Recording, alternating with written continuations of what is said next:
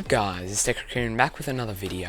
In this video we're going to be taking a look at my experience with the MacBook Pro 2012 for over a year. Because I've actually owned this machine for over a year now, so I thought it might be a good idea to show you guys my experience with this machine, some of the things I dislike, some of the things are good, and if you should get one.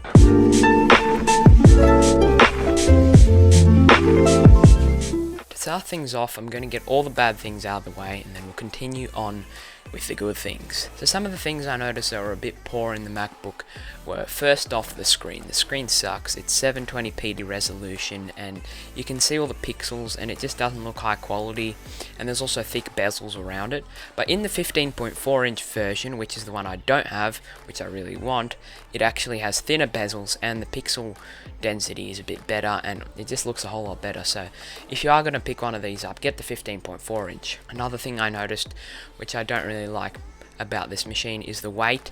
Comparing to my Dell 2-in-1, this thing's quite heavy.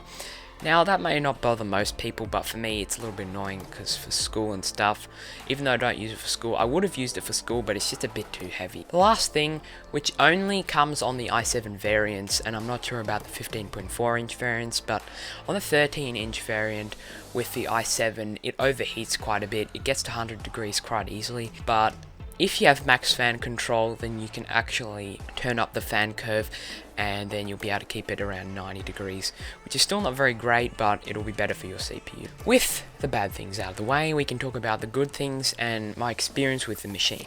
So my experience with the machine has been fantastic. I love macOS as in general as an operating system. I still prefer Windows just because I'm more used to it, but for the design I prefer macOS. It looks just more modern and everything, but the actual machine itself, it runs very fast and it doesn't have any hiccups. I very rarely have had issues with it slowing down and stuff. It's just a really nice all-around machine. The trackpad and keyboard are a real standout out of this machine.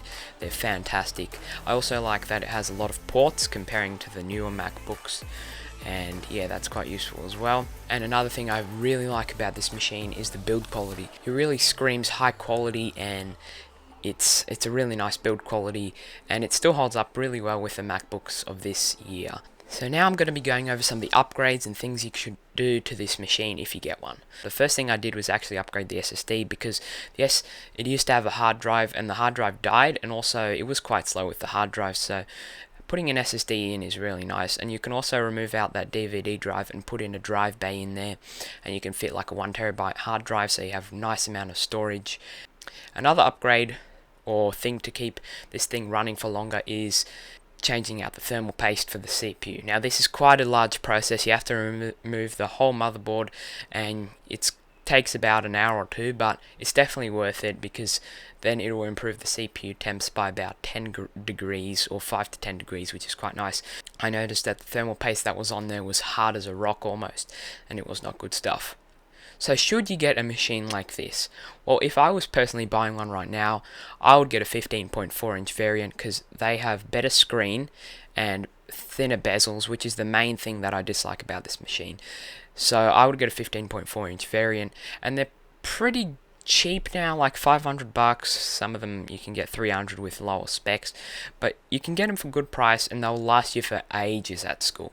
You won't have any issues, and that's quite nice as well.